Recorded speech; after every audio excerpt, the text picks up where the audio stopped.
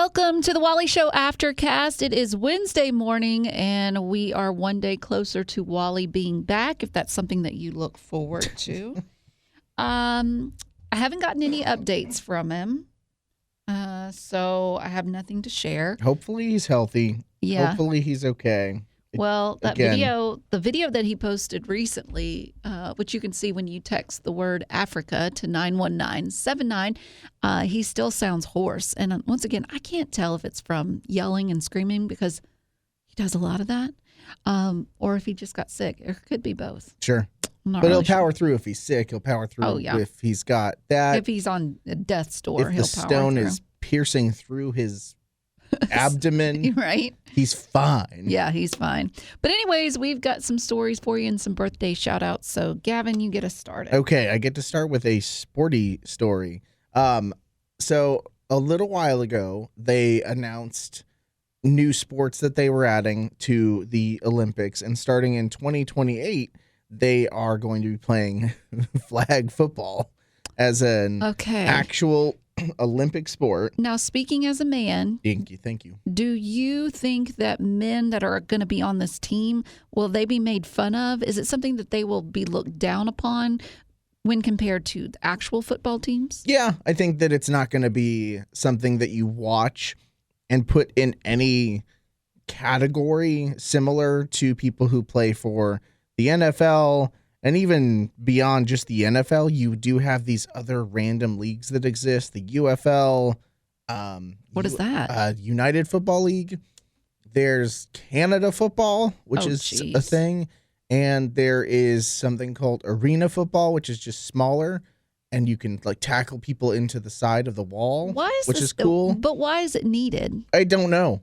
That's the big question for me, because I picture Summer Olympic sports, and I picture the history of the Olympics and all these amazing things that people do, whether it's on the track, whether it's on the field. I don't think in my head, and I don't think that there are going to be a ton of NFL players who go and play in this, because otherwise, I mean, that's really straight up unfair to any other country. That's not going to, if we're giving them our 6'4", 250-pound linebacker, and they're like sending, they're 5'8". But if the people that are going to be on this tag football team, whatever it's called, would they be like men and women? No, this would just be men. Oh, and so, but it's interesting though, because you think of Michael Phelps, like greatest swimmer, one of the greatest athletes. He's a true Olympian. And then you say like, okay, well, yeah, and I played flag football in the Olympics. Like, we're the same, Michael. That to me feels interesting. There's only one person who could show up to a flag football Olympic sport or Olympic game and maybe like, that guy is awesome. And that would be Tom Brady, who is saying that he's not ruling out coming out of retirement to play flag football for the U.S. in 2028, which is 2 years from now. Does that excite you? If Tom were to play, that would be awesome, because it's flag football. He'll be 50 years old in 2028. See, this there's something about Tom Brady that annoys me. Yeah. Because it's almost like he can't accept people not being looked at. Like, he needs to be looked at. He needs to be admired, and whatever that takes. Like, just what's wrong with living a normal life now? Like, you've got all the money you need. Yep. You've got all the wins you could ever want. Yep. A lot of Super Bowls. He's made $333 million in the NFL. Just let other people have their moment. Also, but it's almost like he has to steal everybody's limelight. Yeah. Just be old and like, He does broadcasting, which I think is totally fine. Yeah, that's fine. You played 23 years in the league. You've got experience. You have experience. I want to know what you have to say about this stuff. But I think that he is probably in a similar boat as Wally when it comes to being competitive and not feeling like you're too old to still do, something like blank. Like Wally doesn't feel like he's too old yet to to wake up at 4 a.m. every single day and come in here and produce a really good radio show. Tom Brady at 48 years old is like, I still can do some stuff. He's playing in it's called, it's like Fanatics is a sports like clothing brand, and they're doing an actual flag football classic, they call it, this upcoming weekend. So he'll be playing in that. Tom says that it's probably unlikely, but according to Justin Bieber, never say never is the mindset that he has when it comes to this. And again, it's flag football, so it's not like he's putting his body on the line too much as a quarterback. So he just needs to be able to throw the ball to, I don't know, some like 20-year-olds. Yeah, I just don't get it. Like, I mean, it's kind of like when you see the Rolling Stones up there on stage, or all those 80s hair metal bands, like they're getting up on stage. It's like, go with dignity. And I just don't know if this is the right call. Yeah, I have a feeling that he's not going to do it, because I think that I don't think that he's going to feel like he needs to go to the and he doesn't Olympics. He does not need to. I think that would, I want to say it's like, oh, he'll steal the spotlight from all these other guys. I don't know who's going to play. I don't know who out there plays flag football. Let me look. Are there real flag football leagues? Okay. This was something. There are many like actual like flag football leagues from adult recreational. There's some here in town. They have mid-state sports leagues for it. Yeah. So it's like one of these things that's like a weirdly real thing out there. And like they have jerseys, they have the flags, and they wear their gloves. They get all decked out for it. I just don't know why this had to be an Olympic sport. Oh, yeah, for sure. It just doesn't fit the bill to me. So, because the Summer Olympics has basketball, and that's, usually like, NBA players go play there. I just don't think NFL players are going to try and go risk twisting an ankle. I don't think any NFL guy would want to do flag football unless they just had to, because physically they couldn't keep up with NFL anymore. And then maybe there's your Tom Bradyism of it all. But I don't know, maybe there is something to be said for truly like wanting to represent your country. And if you played... Or does he just want to represent himself? Probably that. Yeah.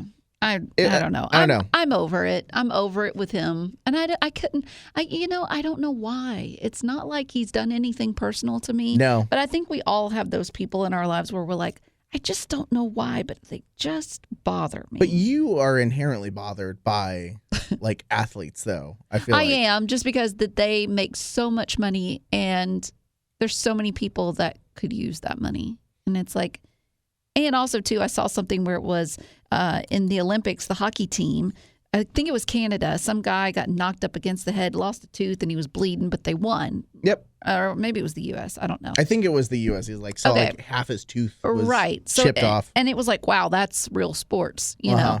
But then they showed this basketball guy in the NBA, and he like fell to the floor holding his shoulder, and they played it back, and the guy that bumped into him, I mean, I'm using bump very loosely. I think I know what you're talking about. And it's like, yeah, those people are making millions upon millions of dollars. And you're like, oh, he hit me, my shoulder. Like, no, there are teachers that are paying for their own other people's kids' needs. Like, they're making sure that there are people living in their cars. Like, maybe it's me being too quick to judge because my barometer is off today for sure.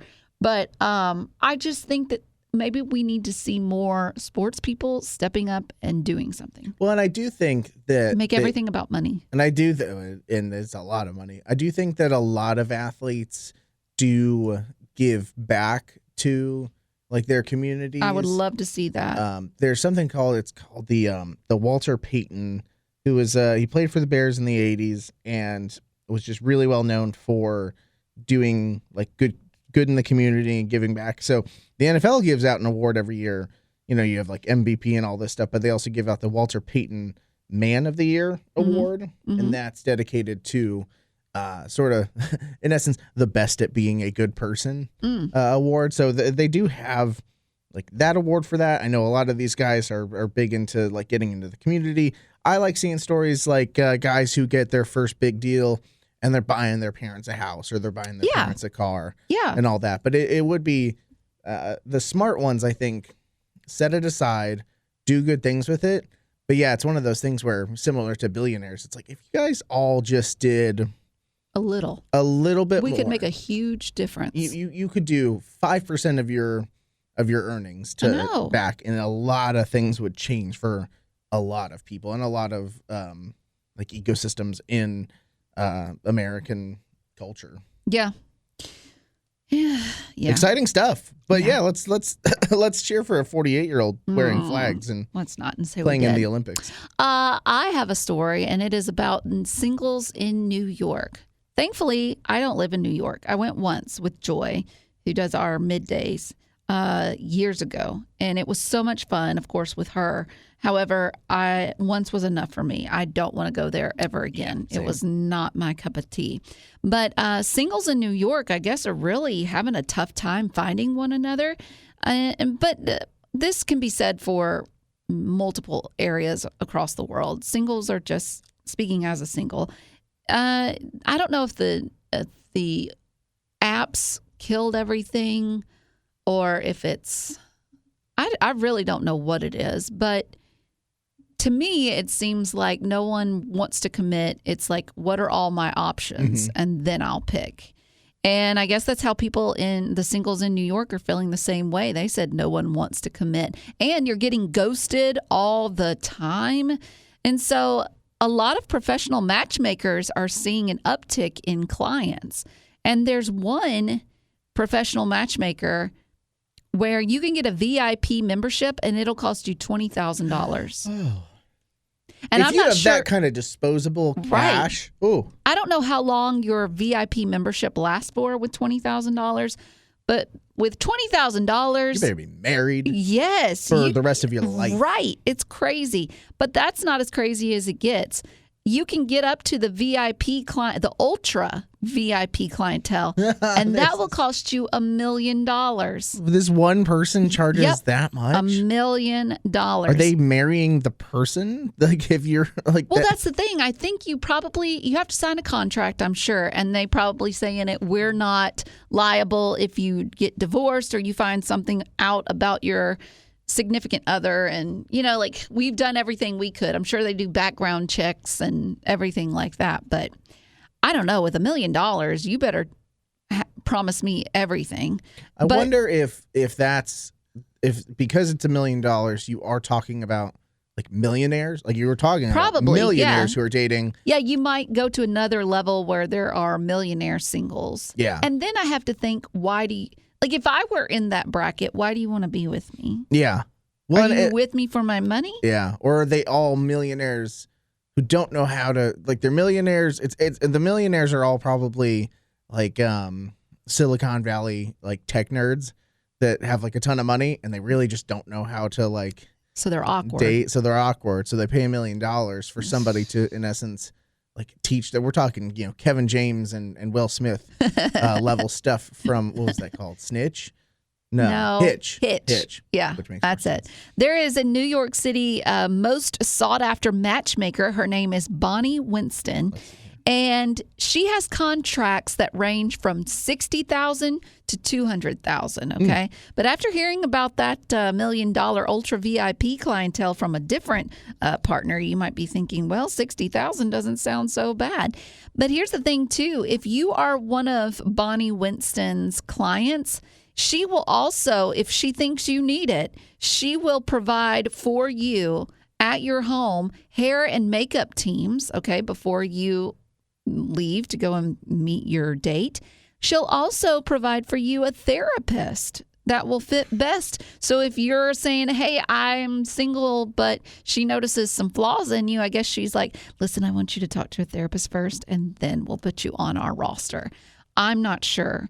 But all that to say, if you're married and the guy or the girl doesn't drive you too crazy, consider yourself blessed. Yeah. And you didn't pay a lump sum of money to meet them. That's God. Yeah. Was in using dating sites, were they like costly, No. or are they all There's a lot they of- all free? There's a lot of free ones, Okay. yeah, but there's also, if they're free, you're probably going to get ghosted a lot. You're probably not going to get There's no anywhere. stakes. There's nothing to really. Yeah, there's nothing to make anyone be committed. Though I have known couples that have met online. Once again, it's all God. It has to be, because if you can find someone that likes you at the same time you like them, that's shocking to me. Unfathomable. So all that to say, consider yourself blessed. Yeah, if you're being in the millionaire club for Bonnie Winston's abilities, it just doesn't really. I find mates, not just dates, is her tagline. Good for her. I find mates not. I'm just- curious how. Okay, do you think that you could be a matchmaker? I don't know what even goes into, like. I think I could. Yeah. I think I could.